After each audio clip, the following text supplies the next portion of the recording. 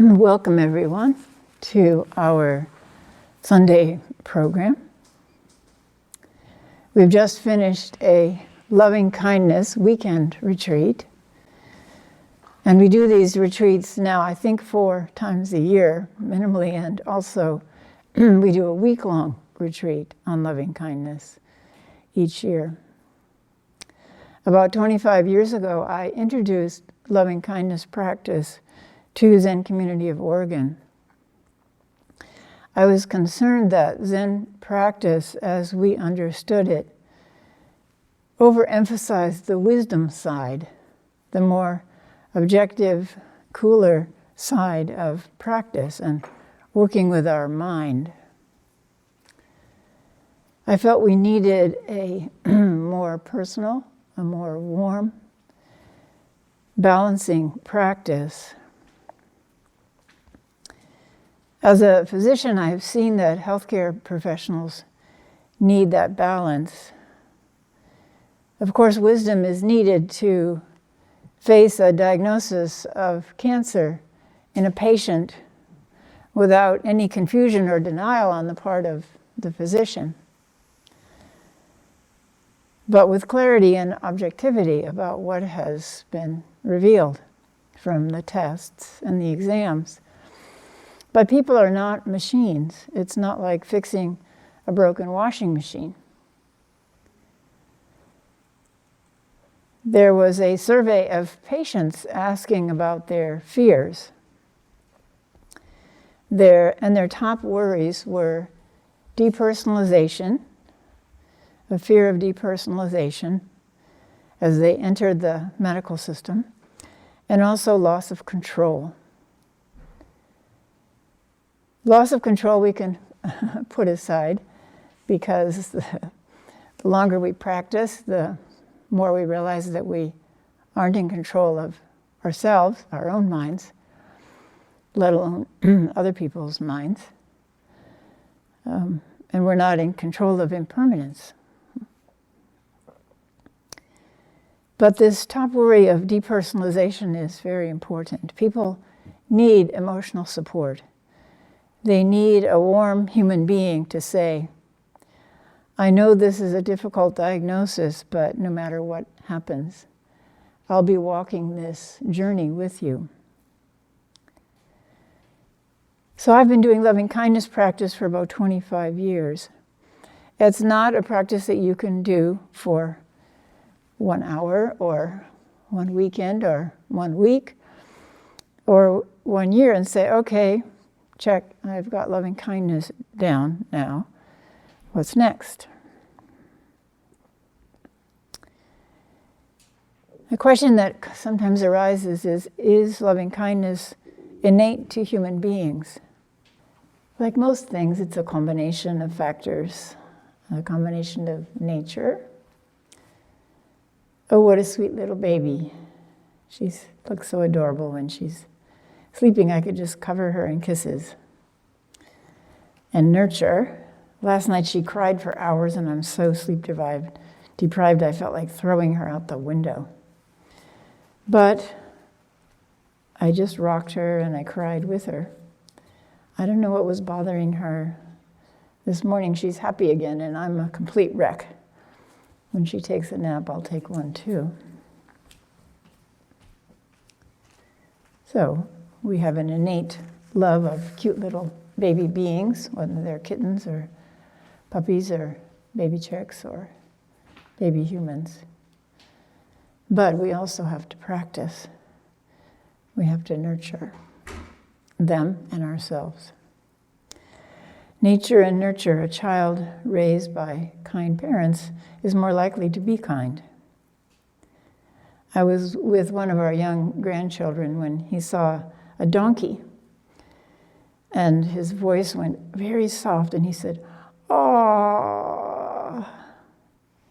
You just feel his heart in that, "Oh, can I pet him?" And I saw him care very tenderly for a rooster and a chicken whose feet were burned in the fires in southern Oregon. Clearly, he was taught by his parents because I heard them say, "Be gentle now. Be gentle, he's hurting. At the same time, I've watched his face when he's scolded, and you can see the bright light that shines from this child dim. And I've seen it rekindle when he gets a hug at the end of the reprimand. In loving kindness practice, we have to bring these observations first to our treatment of ourselves. This is why we also do so many retreats on the inner critic, that inner scolding and reprimanding voice that can dim our inner light and prevent it from shining out and rob our life of its potential for happiness and for helping others. I was really struck working with healthcare professionals recently, because in the midst of all of the difficulties, the COVID pandemic, the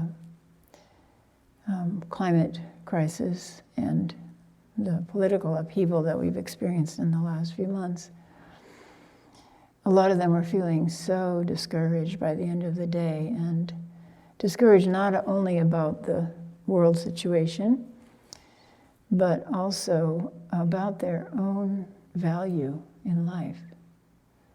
And you know, from the outside, anybody could look at a healthcare professional and say, well, of course their life has value. Look, they've dedicated their life to helping others. But when depression attacks, when the inner critic attacks, it doesn't matter what you've accomplished.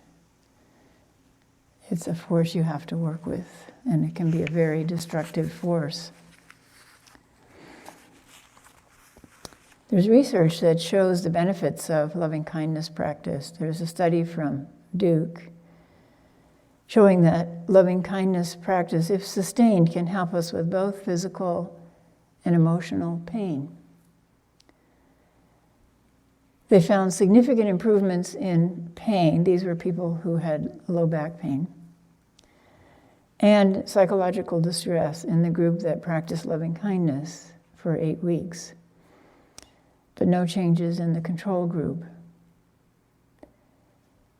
They found that the more loving kindness practice on a given day, and on average people spend about 20 minutes a day doing the practice, that the more loving kindness practice they did on a given day was related to lower pain that day, and lower anger the next day. The longer they spent, the greater the decrease in their pain, physical pain, and the lower their anger level, emotional pain, the next day. Lower anger the next day, isn't that interesting? It shows that the benefits of loving kindness practice, even if we are doing it just for ourselves in our own physical pain, can extend out and affect those around us, because it also changes our emotional pain, our emotional reactivity. I was watching a talk by Ajahn Amaro, one of our dear Dharma friends, now in England, and he was talking about working with the mind. And someone had given him a question about, so if we practice for so many years with a certain practice, can we then just rest on our laurels and move on? And he said, it's like any skill. If you don't practice it, it becomes covered over. So you can apply this to loving kindness practice. He was talking about the paramitas, of which loving kindness is part. It's like any skill. If you don't practice it, it becomes covered over, encrusted in layers of laziness, self-view, or complacency. One of the most important things about spiritual practice is to sustain the motivation. The basic law of impermanence says that all compounded things will fade away, including basic feelings of kindness. Like all things, if it's not nurtured and sustained, It will arise, exist for a while, and fade away. So isn't that interesting? We have a feeling that loving kindness, once nurtured, will continue forever. But he says no. It's a compounded thing. It's a conditioned thing.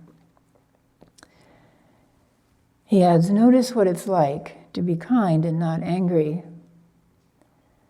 To be kind and not angry is what I've put in from the study. Notice what it's like to be kind and not angry. And then you don't have to be persuaded to keep up the practice. You can feel it for yourself. I always compare doing early morning practice, as I do the 4 foundations, with brushing your teeth. You know, if you stop brushing your teeth, you realize why you're brushing your teeth, because they get all fuzzy and your breath gets bad, and it's very unpleasant. And the same about discontinuing our practice. You can feel it for yourself, what happens. We can get lessons about persistence from people who have had to keep going, to keep on being kind, despite a lifetime of oppression and disappointment. So last night on Saturday Night Live, which I didn't watch, but I get a news feed and from the New York Times and from HuffPost, and this was mentioned because it was so striking. So the host last night on Saturday Night Live was David Chappelle, who's an African-American comedian, and usually his style is pretty rough. I don't know, I haven't seen him before, but that's what I'm told. It's pretty rough. But he spoke seriously last night at the end of his monologue, and he said, talking about how distressed people had been recently, he said, I know how that feels. I promise you, I know how that feels. He indicated that he hoped to be part of the solution. He announced his new plan, the Kindness Conspiracy. It's random acts of kindness for Black people, he explained, laying out the ground rules. You got to make sure they don't deserve it. The same way all them years they did terrible things to Black people just because they're Black and didn't deserve it. So random acts of kindness for people that we think don't deserve it. Mm-hmm. And this is from the news article. Even if they don't take part in the kindness conspiracy, Chappelle's ultimate recommendation is that people, particularly white people, find more constructive ways to work through their private frustration and anguish than hating others in public, which we have seen so much of in the last months and years. He says, everyone knows how that feels. But here's the difference between me and you. You guys hate each other for that. And I don't hate anybody. I just hate that feeling. That's what I fight through. That's what I suggest you fight through. You've got to find a way to live your life. You've got to find a way to forgive each other. You've got to find a way to find joy in your existence in spite of that feeling. I thought that was really touching from someone who knows that feeling of anger and frustration directed towards him and also building within himself. I really like that line. I don't hate anybody, I just hate that feeling. That's what I fight through. That's what I suggest you fight through. So, anger begins with a seed of aversion. And those seeds we're born with. And if they're cultivated, they will flourish. So we have to apply an antidote to those seeds of hatred and anger through our practice. And it starts with ourselves. If we dislike and criticize ourselves internally, what then spreads from this center? This center of dislike, of aversion outward. I practice loving kindness every morning. Getting up so early, my body and mind are not yet in sync, and I kind of stumble around getting dressed. But more importantly, if I bring my attention to my heart when I come to the Zendo, I find that it's not yet open. So I do loving kindness practice every morning. May I be free from whatever. May I be at ease. May I be open-hearted. May I be kind. Then I open to everyone in the Zendo, connecting my heart to theirs. I don't have to do any phrases, actually. At that point, I just connect. And instantly, I feel their vulnerability, their struggles, and my heart warms and unfolds. And then I expand it out further. Here's an exercise that I discovered a few years ago. I call it looking with the eyes of the heart. Some of you have done it before. So start by looking at something in your line of sight. So look at a physical object. It could be a cushion, could be a clock. I'm going to pick this clock here. So first, look at that object with the eyes of your mind. So what does your mind notice or say about this object?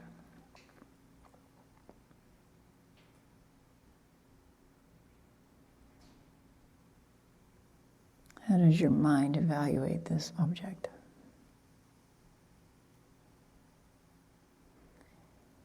Now switch and look at it with the eyes of your heart. So shift your perception down to wherever you feel your heart is. And open your heart's awareness to this object and notice what it perceives or how it reacts to this object.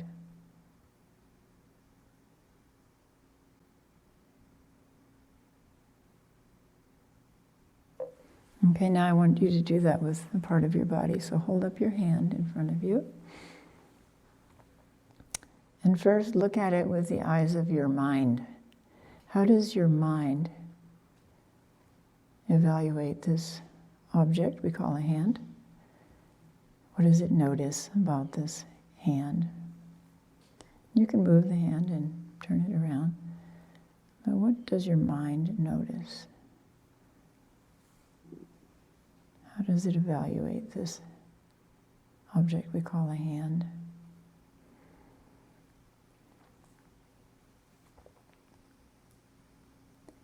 Okay, now I want you to shift your awareness from wherever you feel your mind is down to wherever you feel your heart is, and open your heart. Maybe soften your gaze a little bit and look at this object with the eyes of your heart.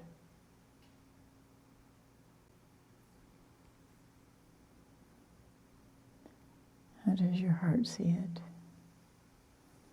This thing we call my hand.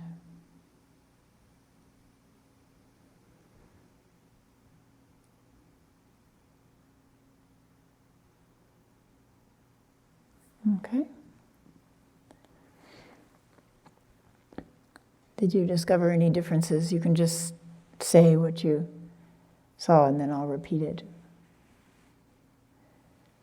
We don't need to pass around a microphone. Any differences? In your hand in particular? So Sheen, I see you looking at your hand. Yeah, I see that it's, with my heart it's something that takes care of me. Mm-hmm. With your heart, you see something that takes care of you. Hmm. And with your mind, what did you notice? Just objectively, the pinkness, the lines, and the structure. Mm-hmm. The structure, the pinkness, and the lines. So the mind does this kind of objective evaluation, right? Almost like an engineer. Yeah. And then the heart sees it's caring for you and others too. Yeah. Thank you. Anybody else? Any difference? Terencio. when I look at it with my mind, I see 5 fingers typing in the computer and work. When I look at it with my heart, I see parts of my mother in it. Oh, this used to be part of my mom, and now it's part of me. Uh-huh. So when you look at it with your mind, you see your fingers typing on a computer. Your 5 fingers typing on the computer. Or when you look at it with your heart, you see your mother. And this used to be part of your mother and grew from your mother. Thank you. I love to use hands, because the difference is pretty obvious with hands. It's not so obvious with an object, but you can do it with different objects. Margaret, I see you nodding. It was very interesting when I was looking with my mind. It felt like I was looking at something. I knew it was my hand, but it seemed like an object. And when I switched to looking with my heart, I suddenly was aware of feeling my hand. And it felt like a connected and inclusive conversation. So with your mind, it was an object. It is kind of a strange object, isn't it, when you look at it that way, objectively. It's got these things sticking out like tentacles or something. I don't know, it's weird. But then when you looked at it with your heart, you felt that connection to it. So this is what people usually notice, the difference. And that helps us understand the difference between wisdom and compassion, or wisdom and loving kindness. They're different and they have to be practiced differently, and they complement and balance each other. Both are true, right? Both are true. It's this amazing mechanical object, and it helps us do these things all day long, but it's also, it's held us and supported us and bathed us and combed our hair and brushed our teeth, and it's been so kind and helpful to us and to other people. People who have children often see themselves holding their baby with their hands, holding it, comforting their baby.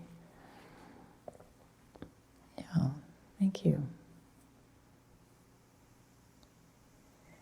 Here's another exercise that's become a favorite among the healthcare workers that I work with, who are feeling burned out and drained of compassion and wondering if their life has any worth.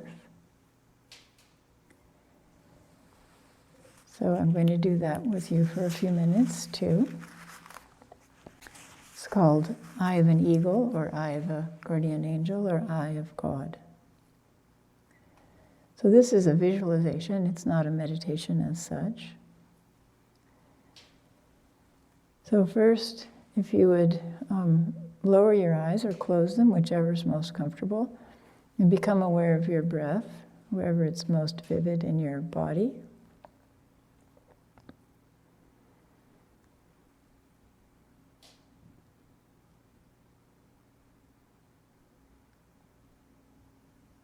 Then expand your awareness to include your entire body as it sits and breathes.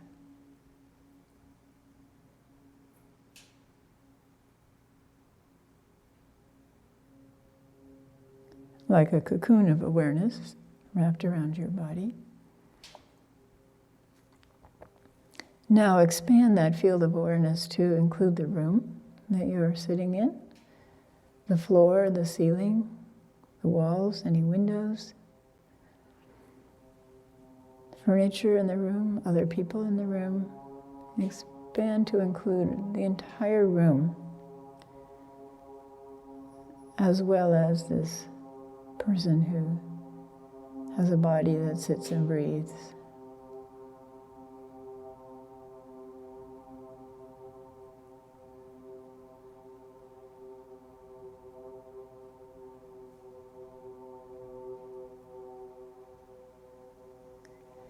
Now, imagine that as this body sits here and breathes, that you can float up and through the ceiling of the room and float up high in the sky.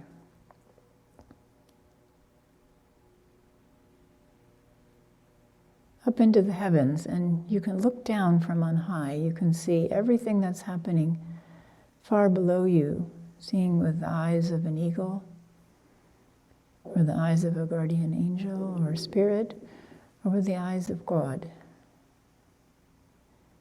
You can look down and see this building where you're sitting and whatever surrounds it, and you can also see this little person sitting there.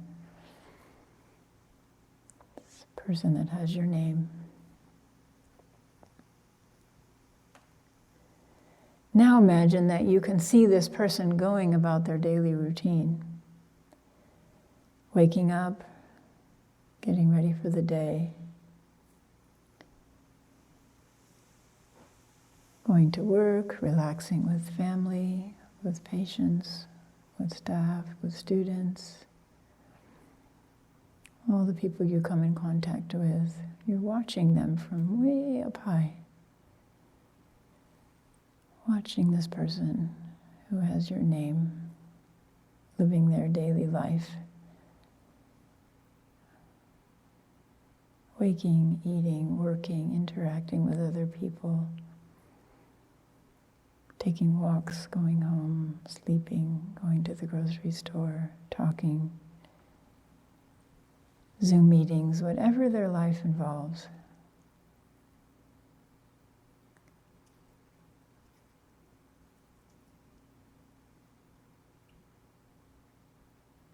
And you see them moving through times of joy and times of challenge.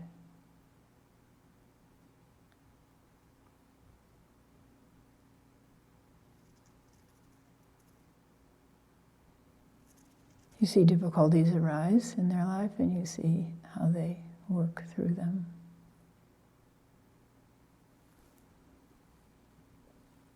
As you watch them from way up in the heavens, how do you feel about this person?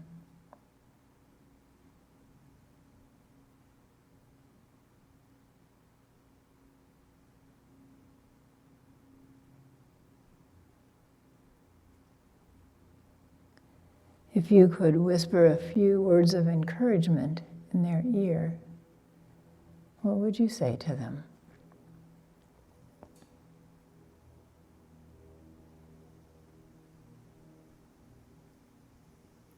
This little busy person, what would you say to them to encourage them as they go forward in life?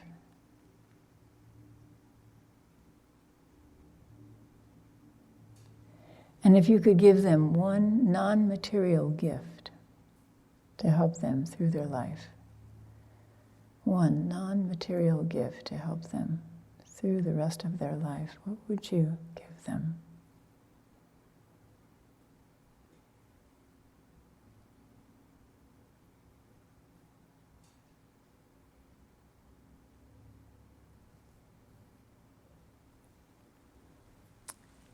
And now you descend from the heavens, down, down, down, down, down through the roof of the building you're sitting in, and your awareness is back now in your body.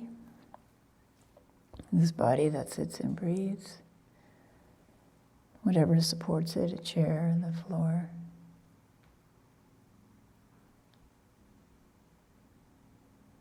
And then when you're ready, if your eyes are closed or lowered, you can open them.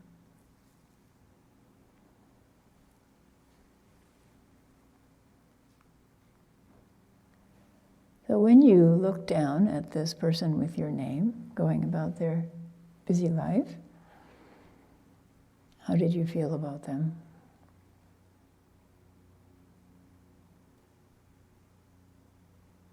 Anyone? My compassion for him.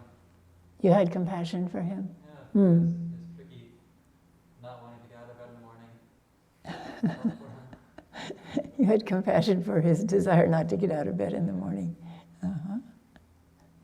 Pity. Pity. Uh-huh. Can you say more? He's trying his best. He's trying his best. Mm-hmm. Always. Always. Trying our best. Anyone else?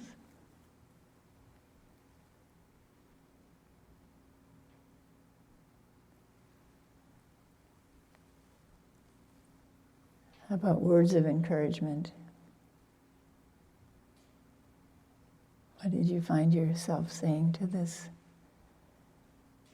little busy person?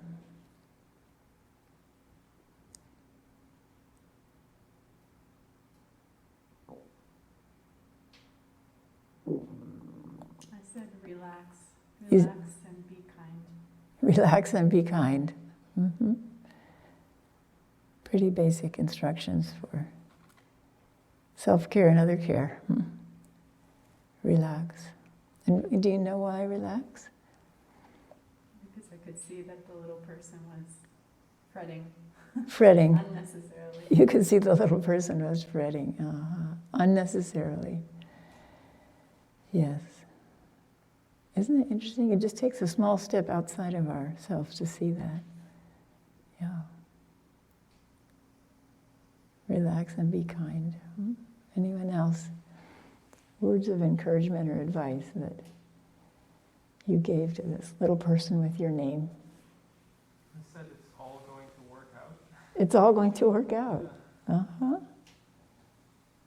Yeah. That's hard to remember when things aren't going the way we'd hoped, right? Very hard to remember. It's all going to work out. Yeah, I think especially during this election process, it was hard for people to maintain that attitude if they felt things weren't going the way they'd hoped. But I met some people who did. Just said, it will all work out. And how about non-material gift? Anybody? Love. Hmm? I said love. Love. Mm-hmm. Love. So right there is the heart of loving kindness practice. We start with loving kindness practice for ourselves. And then, only then are we able to give it to others. So to love this little person who is so busy and so earnest, and trying so hard to live a good life and to do good in the world, that's what you can see from up high. When we step out of this mind, body, heart complex, it gets so tangled up, and our vision gets obscured. Anybody else? What non-material gift? Rachel, you haven't spoken. Words of encouragement or non-material gift? So I felt neutral and curious towards her. The words of encouragement were that you are perfect right in this moment, and that means everyone else is as well. And the gift was Mingmen fire, like energy, warmth here, which motivating force to keep going. So you felt curious and interested in this person, and you felt very warm and about her. Yeah, you felt very warm towards her. Kind of neutral and curious. Neutral and curious. Yeah, not aversion or particularly love. And what you saw about her was. And what? And what you saw about her when your encouraging words were, you're fine as you are. Perfect as you are. You're perfect as you are. Boy, if we could even hear that message 4 times a day, wouldn't that be great? And believe it.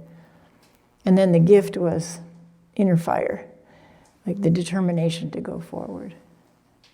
The fuel. Yeah, fuel. Thank you. One more person who hasn't, Kosho. I had an interesting moment that had a little bit of a Christian flavor where my encouraging words were, I will always be here watching over you kind of feeling, which is interesting to think about as two different parts of myself. Yes. Yes, so she said that the encouraging words had a little bit of a Christian flavor. I will always be here watching over you. But she realized that it's two parts of herself. Yeah. Yeah, we externalize things often, and that's why it helps to externalize and go up, and then see ourselves from that point of view. But really, these are aspects of ourselves that can be cultivated. That's exactly why we do loving kindness practice, to cultivate these parts that really care for us and will be with us forever, for our whole life, and want us to do our best, and can tell us we are doing our best moment by moment. But it can also encourage us to move and change and transform in beneficial ways. So both are held simultaneously. Everything is fine as it is. You are perfect as you are. Everything will work out. And we know that we can change in a direction that will be more beneficial for us and others. And that's why we practice. So thank you for doing this practice, these two practices. Usually I just do one at a time, but I thought today I would just cram it all in because the need seems to be high right now. So I encourage us all to become part of a kindness conspiracy, to do random acts of kindness, including stealth loving kindness. It's a nice thing about loving kindness practice. It's kind of a stealth practice. But always begin with yourself so the source is well supported, so that you are full, so that you find joy in your existence. And then loving kindness practice becomes an overflowing of that joy. Thank you.